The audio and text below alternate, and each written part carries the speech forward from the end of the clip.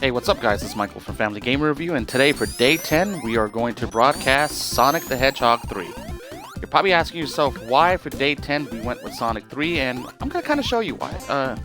The game's pretty old.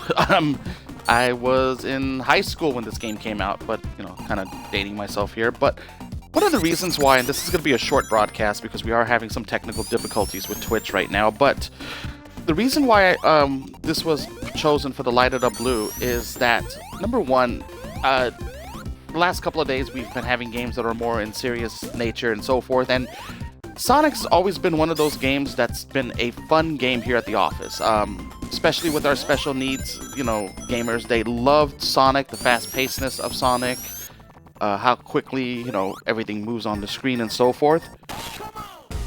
This is just overall just a fun game. I've always said this, for many a times that the Sonic series, the older Sonic games have always been fun. They always rely on speed. They rely on how quickly can someone go. Even if you're not a Sonic fan, this is one of those games in which, you cannot say you're not having fun.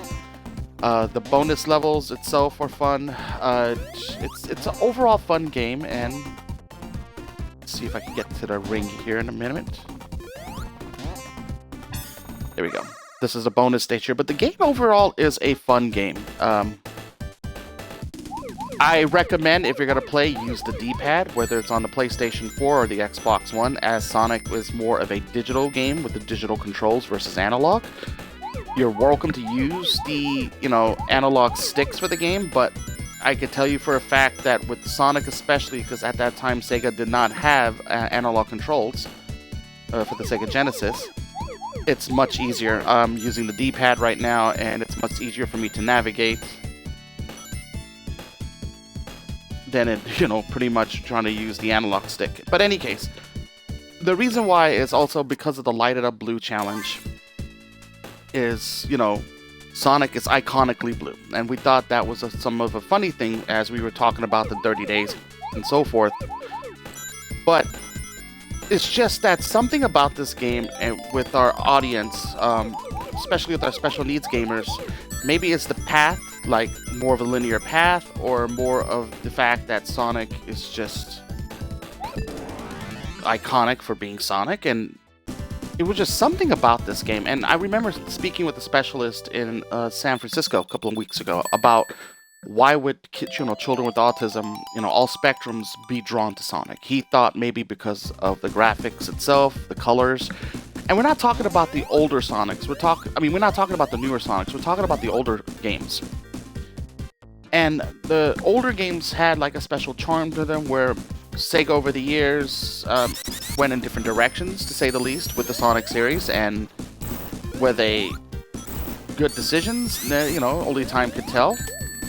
But it was something with the older Sonics especially that, all our gamers loved. And they loved the fact, again, with the speed issue, the, going fast, like I'm about to do in a few moments.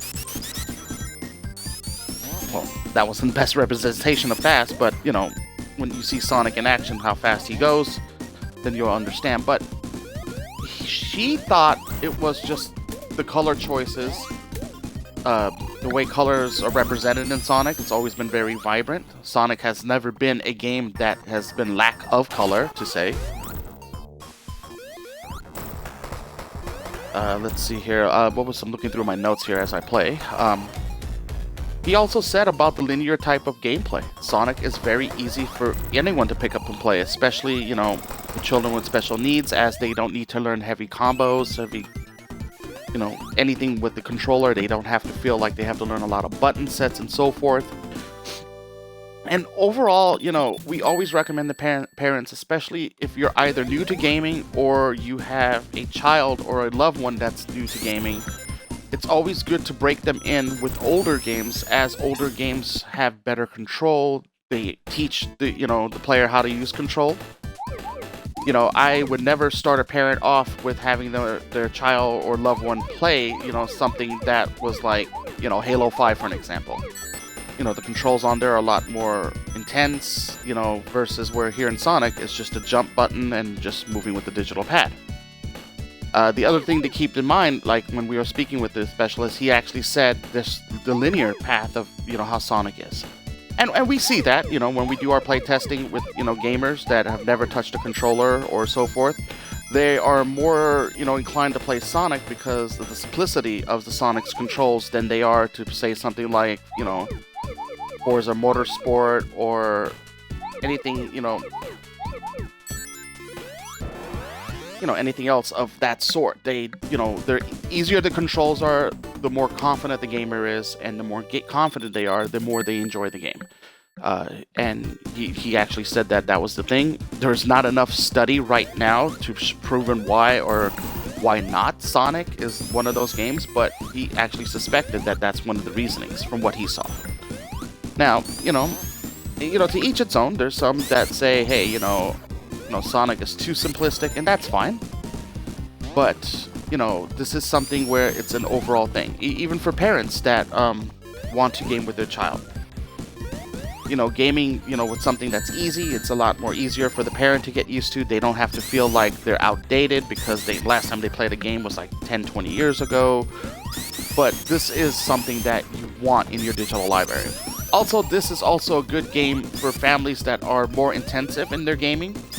This is a good game to break up, how I call it, the gaming norm. For an example, my son plays a lot of Lego games, and he does get burned out. He gets burned out from the Lego games, and, he actually says, okay, I want to play something else. And usually this is a good way to break up, the norm. Parents do keep in caution that Sonic tends to get a little fast, and sometimes the action on the screen gets a little too hectic. So, some younger gamers may get lost, but we haven't experienced that as much, per se, to like other games. I could also say that the other games in the series are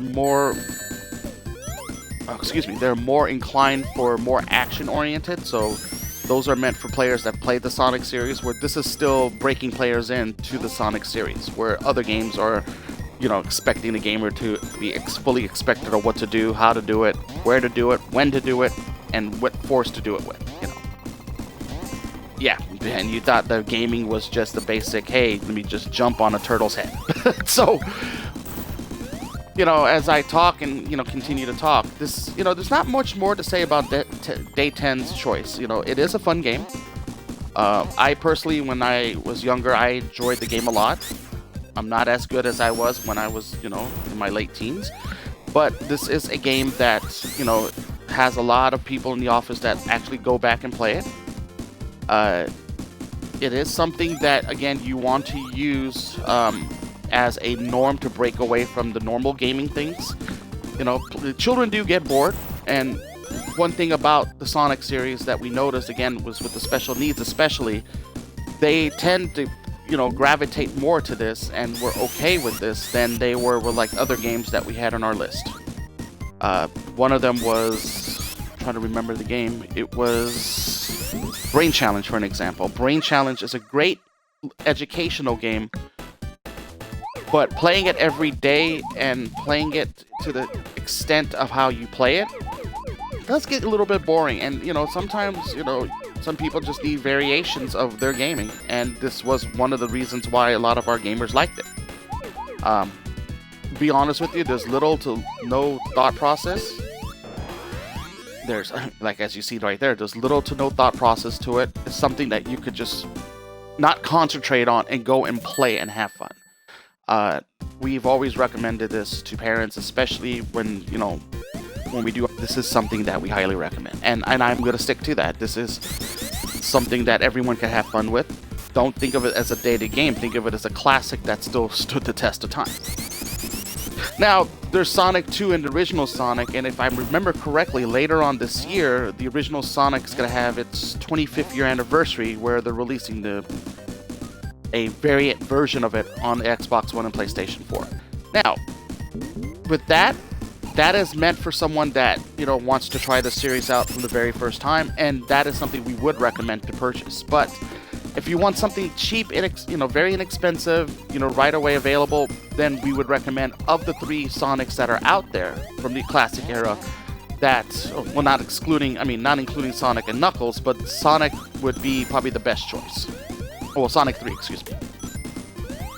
So there you have it. I wish we had more time to devote right now. It's just, we're having technical difficulties right now, and unfortunately, our internet's been connecting in and out, and I wanted to make sure that we got this broadcast out. We will have more of a write-up on our site, about more why Sonic is a good series. But again, if for people that are looking for like a, medical reason, there isn't any.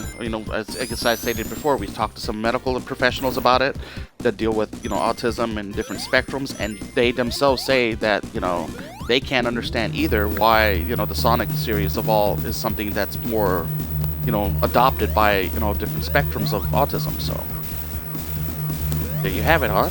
I'm going to try to outrun these bombs really quickly while poor Tails bites it every time he respawns. So again, we encourage you to talk to us, reach us on social media if you have any questions, Facebook, Twitter, Instagram, or on the website.